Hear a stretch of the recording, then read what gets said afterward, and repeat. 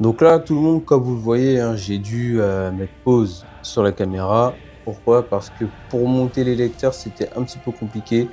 On peut pas les prendre en un seul bloc et les monter directement. Du coup, il faut les monter point par point. Ça veut dire qu'il faut déjà visser la tête, ensuite visser le deuxième point de fixation et là, tout se passe bien. Donc après, il faut s'assurer d'avoir des vis assez longues pour visser la tête. Donc là, les lecteurs sont pliés.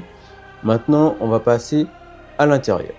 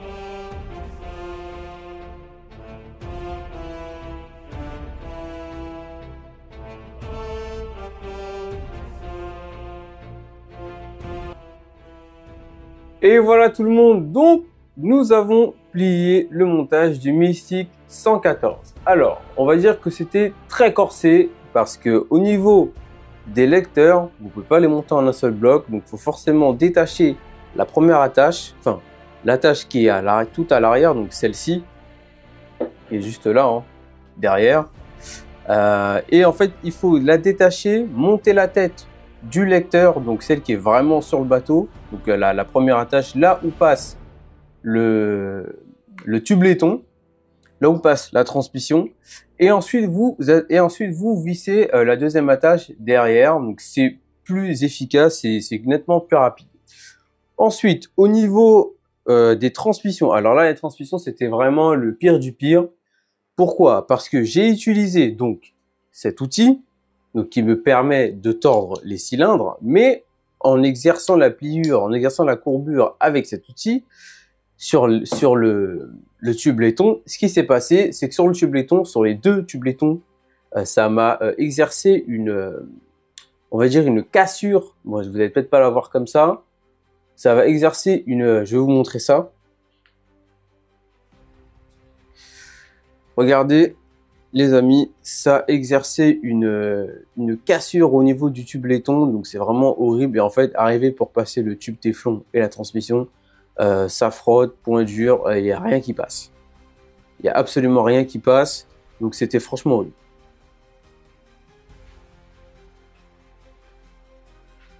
Bon, les informations à savoir aussi au niveau des tubes laiton, alors c'est pas forcément toutes les marques ou tous les magasins qui font les mêmes diamètres de tubes laiton, parce que dans le Genesis, j'ai un tube laiton de 8 mm, celui-ci est plus petit.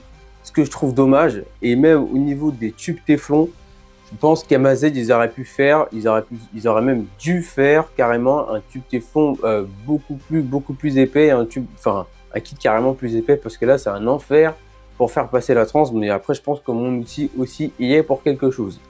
Mais clairement là, au niveau des tubes téflon et tubes laiton, c'est pas vraiment ça, c'est Amaz.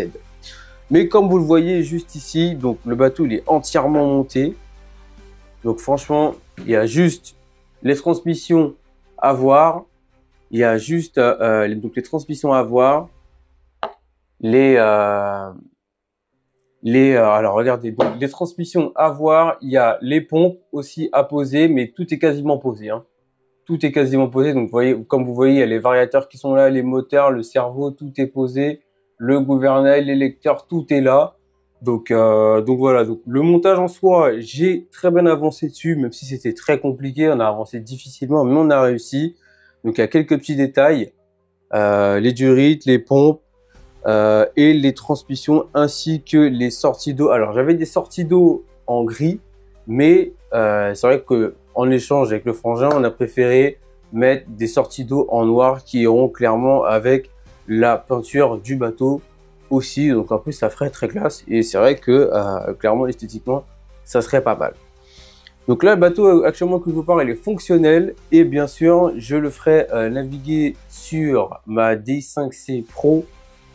Qui est clairement, même moi, je trouve que c'est carrément mieux au lieu de le faire naviguer sur la D5C. La D5C, c'est plus une radio, entre guillemets, à bordel, on va dire. Et clairement, c'est mieux, donc plus de réglages, plus de... Voilà, c'est nettement mieux. Donc voilà les amis, le Mystic 114, il est complètement monté.